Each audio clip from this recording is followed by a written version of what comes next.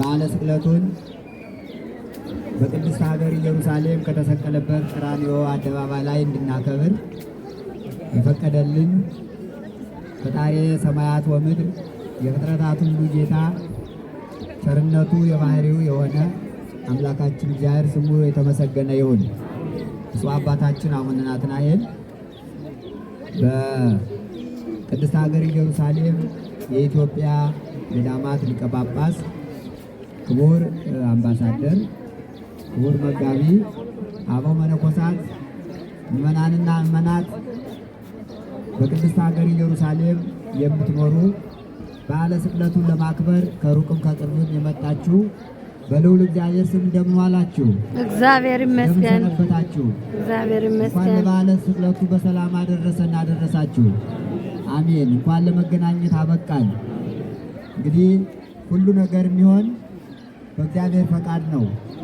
ብዙ ሰዎች ይህን የዘንድሮውን በዓለ ስቅለት በዓለ ትንሣኤ ወደ ኢየሩሳሌም መጥተው ለማክበር ተዘጋጅተው ትኬት ቆርጠው ከጨረሱ በኋላ እንደምታውቁት ሳይሆን ቀረ። እንግዲህ ቱሪስት ብዙ ነው። ከኢትዮጵያ ሌላ የመጣ ካለ አላውቅም። እኔ ግን ብቸኛ ነኝ ላለው ዘንድሮ እንኳን ለመገናኘት አበቃኝ። እሱ የፈቀደው ስለሚሆን ነው። ያለ እሱ ፈቃድ ሁሉ አይሆንም። ከእናንተ ጋራ በመዋሌ ከእናንተ ጋራ በዓሉን በማክበሬ ደስ ብሎኛል። የነበረው ከባድ ሸክምም እንዲሁ ተነስቶልን እንዲህ ደስ ብሎን በአማረ ሁኔታ በማክበራችን እናንተንም እንኳን ደስ ያላችሁ፣ እኔንም ደስ ብሎኛል። ወይቤ ተፈጸመ ሁሉ ተፈጸመ አለ መድኃኔ ዓለም ክርስቶስ። ሁሉ ማለት ምንም ነገር ሳይቀር ምንም ነገር ሳይጎድል 5500 ዘመን ሲነገር የነበረው ትንቢት ሲቆጠር የነበረው ሱባኤ የታሰበው በእግዚአብሔር ልብ የታሰበው እግዚአብሔር አደርገዋለሁ ብሎ ለሰው ልጆች የነገራቸውን ነገር ሁሉ የማዳን ሥራ ሁሉ አዳምና ሔዋንን ከልጅ ልጅ ተወልጄ በመስቀል ተሰቅዬ ሙቼ አድንሃለሁ ያለውን የመጨረሻውን ቃል ለመፈጸም በቀራንዮ አደባባይ ተሰቅሎ መስቀል ላይ ሆኖ ወይኔ ተፈጸመ ሁሉ ተፈጸመ አለ። የቀረ ነገር የለም። የዛሬው ቀን የመጨረሻ ቀን ነው። ዓርብ ማለት የመጨረሻ ቀን ማለት ነው። ወዓርበ ፋሲካሆሙ ለአይሁድ፣ የአይሁድ ፋሲካቸው አለፈ ይላል። ዓርብ ማለት የሥራ መጨረሻ መድኃኔ ዓለም ክርስቶስ ስራውን ጨርሶ ማዳኑን ጨርሶ የማዳን ስራውን ጨርሶ በመቃብር ያደረበት ቀን ማለት ነው። ዓርብ ማለት የመጨረሻ ቀን ነው። ሁሉ ተፈጸመ፣ የቀረ የለም። እንግዲህ ለእኛ ሲል ሁሉን ነገር አድርጎልናል። መሰቀሉን፣ መገረፉን፣ መቸንከሩን፣ በጥፊ መመታቱን፣ መራራ ሐሞት መጠጣቱን፣ ምራቅ ሲተፉበት በትዕግስት መቀበሉን፣ ጎኑን በጦር መወጋቱን፣ በራሱ ላይ የሾህ አክሊል መቀዳጀቱን፣ አፉን ለምረራ ሐሞት መስጠቱን፣ ይህን ሁሉ በዛሬው ዕለት በአንድ ቀን ጨርሶታል። ከምሽቱ እስከ 11 ሰዓት መቃብር እስከሚወርድ ድረስ ትናንት ሐሙስ ከ3 ሰዓት ጀምሮ ዓርብ እስከ 11 ሰዓት እስከ ርደተ መቃብር ድረስ ያለውን ነገር ሁሉ የማዳን ስራውን ጨርሷል። ሕማሙን፣ ሞቱን፣ መከራውን እያሰብነ እችን ሰዓት ግን በተለየ መልኩ በደስታ እናስባታለን። ሐዋርያው ቅዱስ ጴጥሮስ የመጨረሻውን የማዳን ስራውን ሲናገር በመልእክቱ እንዲህ ይላል። ሞተ በሥጋ ወሐይዎ በመንፈስ፣ በሥጋ ሞተ በመለኮቱ ግን ሕያው ነው። ወነፍሱሰ ወረደት ውስተ ሲኦል ሀበ እለ ሙቅታ ትነብር ነፍሶሙ ነፍሱ ግን ታስረው ተግዘው ወደ ነበሩት ወደ ሲኦል ወረደች። ወሰበከት ሎሙ ግእዛነ ነፃነትንም ሰበከችላቸው። ይህ ሰዓት የነፃነት ሰዓት መድኃኔ ዓለም ክርስቶስ እንደ አምላክነቱ እንደ ሰውነቱ በተዋሂዶ መለኮቱ ከስጋውም ከነብሱም ሳይለይ ወደ መቃብር ከመውረዱ በፊት ዮሴፍ ኒቆዲሞስ በዚህ ሰዓት ሲገንዙት ሕያው እንደሆነ አስተምሯቸዋል። ነብሱ ከስጋው ከተለየች በኋላ ተናግሯል። አምላክ ነውና መለኮት ከትስብእት ከነብስም አልተለየም። ዮሴፍና ኒቆዲሞስ ሽቱ እየረበረቡ ሲገንዙት ዋንበስበስ አዕይንቲሁ እግዚእ ኢየሱስ ጌታችን አይኖቹን ግልጽልጽ አደረገ። ወይቤሎሙ ዮሴፍ ወኒቆዲሞስ ዮሴፍ ኒቆዲሞስ ወይ ለምን ነው ዝም ብላችሁ የምትገንዙኝ? አመስግኑ እንጂ ሕማሜን ሞቴን መስክሩ እንጂ ከድንግል ማርያም መወለዴን ተናገሩ እንጂ አላቸው። ምን እንበል አሉት። ሙቶም ሲያስተምር ነው ያመሸ። የተገነዘ ያስተምር ነበር። በግንዘቱ መካነ ግንዘቱ ላይ በተለይ ልዩ አከባበር ይከበራል።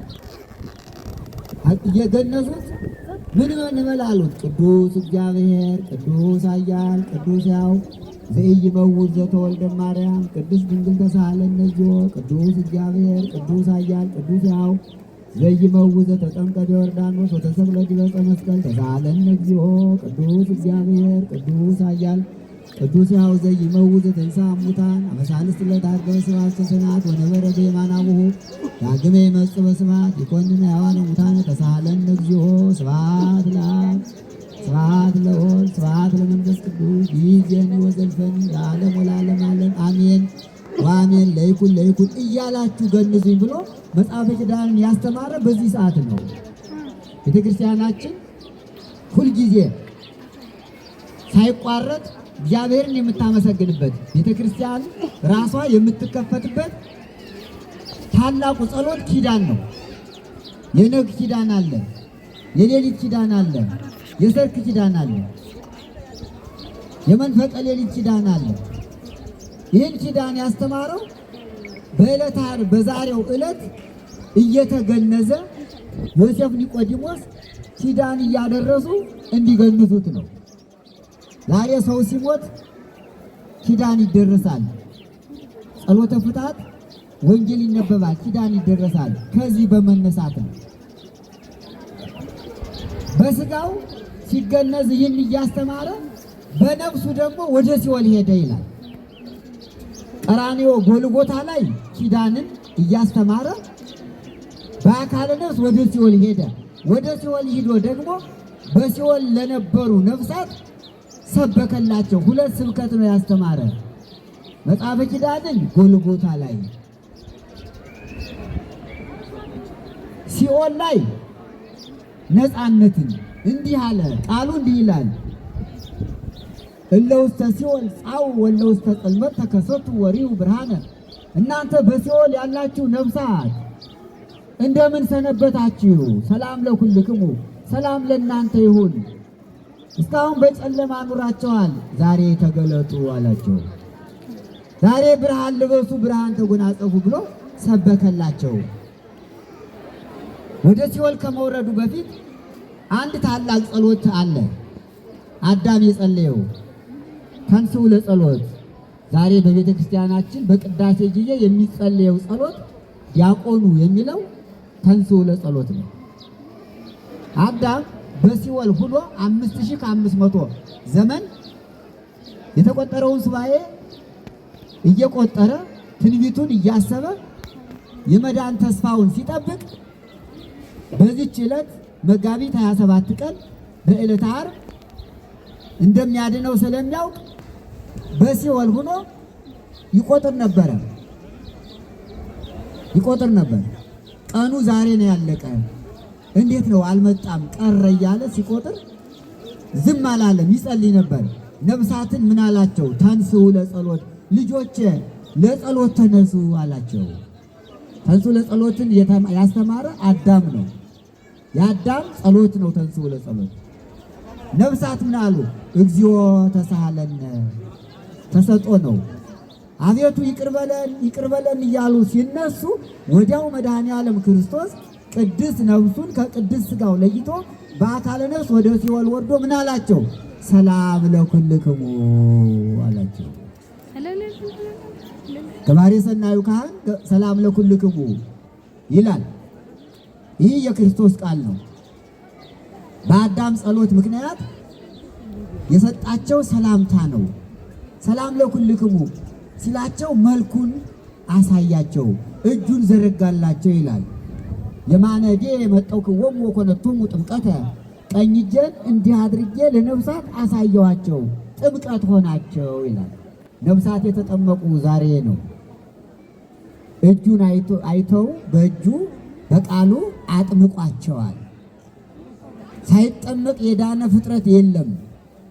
የነፍሳት ጥምቀት ዛሬ ነው፣ በዚህ ሰዓት። ከዚህ በኋላ እለ ውስተ ሲኦል ጻኡ ፈቅጃለሁ ውጡ አላቸው። ዝም ብለው አልወጡም። ታስረው ነበር፣ ተይዘው ነበር፣ ተጊዘው ነበር፣ አጋንንት ይዘዋቸው ነበር። ስሞት መስቀል ተሸክሞ እየተሳበና እየተጎተተ እየተንገላታ በቀራንዮ አደባባይ ሕማማተ መስቀልን ታግሶ ተሰቅሎ መራራ ሞት ተቀብሎ ለሰው ሲል የሞተ የተቀበረ አምላካችን መድኃኒዓለም ክርስቶስ ከባህሪ አባቱ ጋር ከባህሪ ሕይወት ከመንፈስ ቅዱስ ጋር ስሙ ለዘላለም የተመሰገነ ይሁን። አሜን። እመቤታችን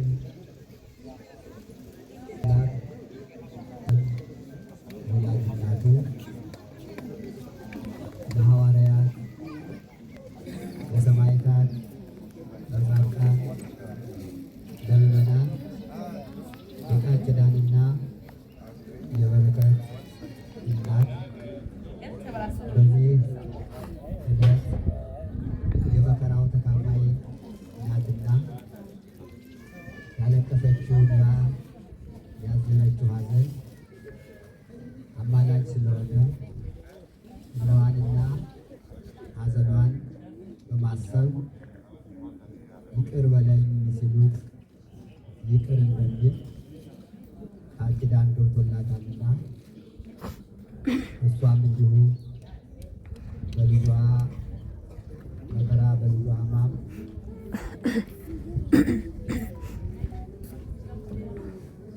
አብራ ውላለችና ልጇ ስላልተለየች እሷንም አንለያትም። ስሟ የተመሰገነ ይሁንልን።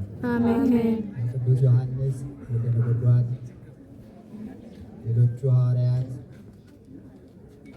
ሲለዩ ያልተለየ አብሮ ያደረ አብሮ የዋለ አባት ስለሆነ ከመስቀሉ ጉዞ ያልተለየ ስለሆነ ቅዱስ ዮሐንስ ቅዱሳን ሐዋርያትን ይወክላልና እንዲሁ የቅዱሳን አባቶቻችን ክብራቸው እሱ ባከበራቸው የሰጣቸው ክብር አላቸውና ክብር ይድረሳቸው። አሜን። ብፁዕ አባታችን አቡነ ናትናኤል በቅድስት ሀገር ኢየሩሳሌም የኢትዮጵያ ገዳማት ሊቀ ጳጳስ የቅዱስ ሲኖዶስ አባል፣ ክቡር አምባሳደር በኢየሩሳሌም የኢትዮጵያ አምባሳደር፣ ክቡር መጋቢ አባ ተክለ ሃይማኖት፣ ሌሎቹም አበው መነኮሳት መነኮሳያትና በቅድስት ሀገር ኢየሩሳሌም የምትገኙ የምትኖሩ ምዕመናንና ምዕመናት የዘንድሮውን በዓል ሌሎቹ ቱሪስቶች ሳይመጡ እናንተ ከዚሁ ነዋሪ ቱሪስት ሆናችሁ ፍኖተ መስቀልን በጋራ አክብረናል እና እንግዲህ ለእናንተም ምስጋና የሚከበር ሰው ሲኖር ነው። በዓላትን የምናከብራቸው፣ የምናስባቸው፣ የምናስታውሳቸው ሰው ሲኖር ነው። ሰው ከሌለ የበለጠ የከፋ ሐዘን ይሆናል። ሰው ክፉም ቢሆን ከነ ክፋቱ፣ ሰው ካለ ሁሉ ነገር አለ። ሰው ደግም ክፉም ቢሆን ከነ ክፋቱ፣ ደግም ቢሆን ከነ ደግነቱ የሰው መኖር አስፈላጊ ነው። ሰው ከሌለ ሁሉ ነገር የለም። በዚህ ቦታ ላይ መሰቀሉ ሰዎች ስላሉ ነው የሰቀሉት እኮ። ሰዎች ባይሰቅሉት ይህን በዓል አናከብረው ነበር። ሰው ከነ ክፋቱ መኖሩ ለታሪክ ለዝክረ ነገር ምክንያት ይሆናል። ባይሰቅሉት ኖሮ ዛሬ በዓለ ስቅለቱን አናከብረውም ነበር። ልብሱን ገፈው ቸንክረው በጦር ወግተው ከቀኝ ጎኑ ትኩስ ደምና ጥሩ ውሃ ባይፈስ ኖሮ እኛ ክርስቲያኖች አንባልም ነበር። የምንጠመቅበት ምክንያት አይኖርም ነበር። ስለዚህ በእውነት እሱ ባወቀ እንደቻለ ከዚህ ዕለት እንኳን አደረሳችሁ፣ እንኳን አደረሳችሁ። ፍኖተ መስቀል የመስቀል መንገድ የመስቀል ጉዞ አሁን የሄድንበት የመጣንበት ከጲላጦስ አደባባይ ካለንበት እስከ ቀራንዮ ጎልጎታ ድረስ ፍኖተ መስቀል በመባል ይጠራልና የመጀመሪያ መድኃኔ ዓለም ክርስቶስ የተሰቀለ ቀራንዮ ነው። ኢየሩሳሌም ሁሉም ነገር የፈጸማባት ሀገር ናትና ትንቢት ስለተነገረ የመጨረሻው ትንቢት የነቢዩ የዳዊት ትንቢት ነው። በመዝሙር 73 ላይ እግዚአብሔር ሰ ንጉሥ ውእቱ ቅድመ ዓለም ወገብረ መድኃኒተ በማእከለ ምድር። ይሄ ነው የትምህርታችን ርዕስ የሚሆነው። እግዚአብሔር ዓለምን ሳይፈጠር ንጉሥ ነበረ ነው። ወገብረ መድኃኒተ በማእከለ ምድር ንጉሥ ሲሆን በምድር መካከል መድኃኒትን አደረገ። በምድር መካከል በማእከለ ምድር መድኃኒትን አደረገ። ስለ ንጉሥነቱ ከጲላጦስ አደባባይ ቅድም በወንጌል እንደተነበበው አንተ የአይሁድ ንጉሥ ነህ ብሎ ሲጠይቀው የኔን ንጉሥነት አንተ ተናገርክ አለ። ንጉሥ ነው፣ ንጉሥ ነው፣ ተነግሮለታል። ነቢያት ትንቢት ተናግረዋል። በመስቀሉ ላይም የተጻፈው ጽሑፍ ጲላጦስ ያስቀምጠው ኢየሱስ ናዝራዊ ንጉሥ አይሁድ ብሎ ነው። የማይካድ ነገር ንጉሥ ነው። ተቃላያን ጌታን የሰቀሉት ጲላጦስን አንገራግረውታል። ኢትጽሐፍ ስሞ እንዘ ትብክ ኢየሱስ ናዝራዊ ንጉሥ አይሁድ ዮሐንስ ወንጌል ምዕራፍ 19 ላይ እንደተጻፈው ኢየሱስ ክርስቶስ የአይሁድ ንጉሣቸው ነው ብለህ አትጻፍ ብለው ሲያንገራግሩት ምንድን ነው ያላቸው? ዘጸሐፍኩ ጸሐፍኩ የጻፍኩትን ጽፌአለሁ፣ አታብዙት፣ አታብዙት ሰራዋላችሁ